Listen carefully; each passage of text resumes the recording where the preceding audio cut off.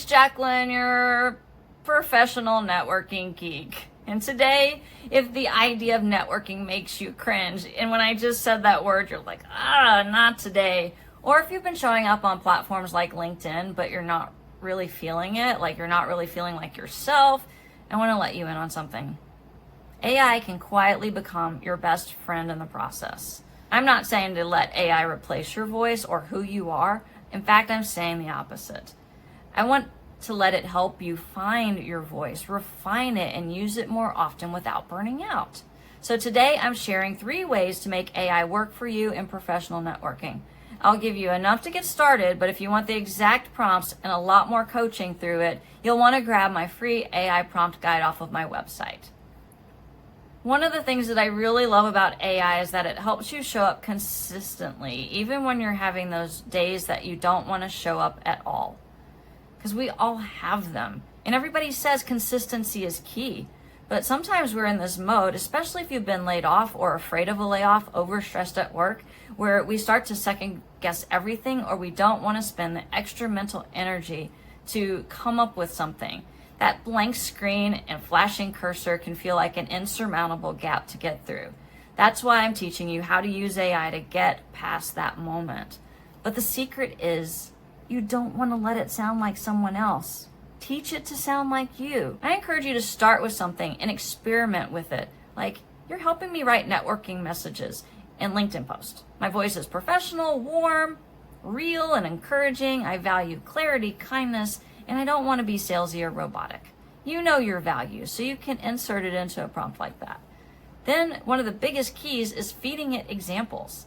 You want to feed it the LinkedIn posts that you've written, especially those you're proud of or have gotten a lot of traction. Even DMs that felt authentic. You want to duplicate those.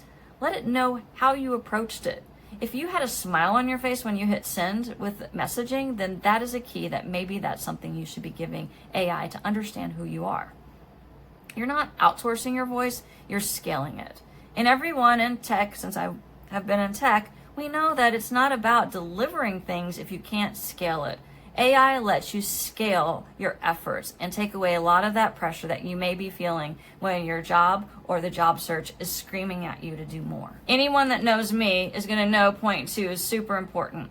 AI is going to help you focus on connection, but not perfection.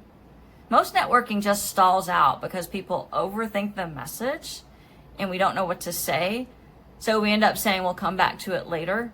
But AI can remove that barrier. For example, you could say, draft a warm follow-up to someone who's accepted my request but hasn't replied. Or maybe rewrite it so it sounds confident, but not like I'm bragging.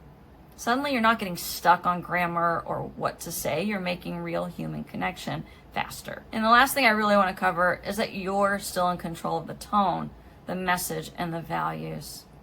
This is so important to remember. AI is the assistant. You're the author.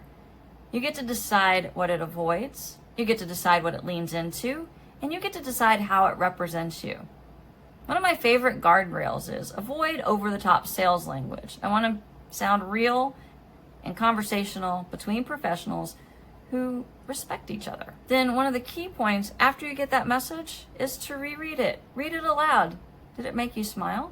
Did it make you cringe? If it did, you can tell AI, try again. You were too salesy. You were too weird. You sounded like a creepy stalker. You can tell it what you want to do, but make sure you edit it to be in your voice. Because when you get specific, AI becomes an amplifier for your voice, not a replacement for it. Don't ever, no matter what you're doing, let it become a replacement for it. Even in writing resumes, make sure it's not a replacement for your experience, your knowledge, and your story. What I really hope you remember after watching this video, that these are just surface level tips. In my AI prompt guide, I go deeper into the exact wording I use to get posts, messages, and updates that are on brand every single time without sounding robotic, pushy, or awkward. If you want to see that full list of prompts, I need you to download my free AI prompt guide for intentional networking. It's filled with ready-to-use phrases that will help you build visibility, connect confidently, and sound exactly like you. In addition, it's going to give you even more tips that I was not able to cover in this video. So make sure you don't miss out.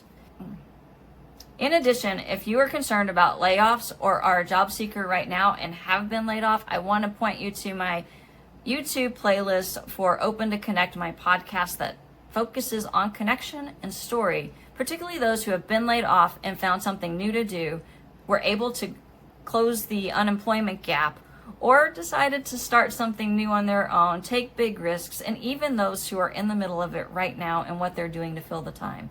Check out that playlist. It has so much insight, and I get excited with every guest that I have. I can't wait to hear their stories, and I will continue to keep adding fresh content to make sure you're getting the most recent and relevant points in the job search, in the layoff world, and what people are experiencing every day. Remember, you're not alone on any journey, no matter what it is, whether you're just starting intentional networking, whether you've been laid off, whether you've been in the job search for a long time. I am here to support you for that. If we are not connected on LinkedIn, I need you to go find me, connect with me, tell me where you found me, and I will make sure to help you wherever you need that help. Look, I've been laid off myself. I know a lot of the ups and downs of what that looked like before the layoff and after. So please know that you have a friend and advocate no matter where you are, and I look forward to getting to know you and working with you in the future.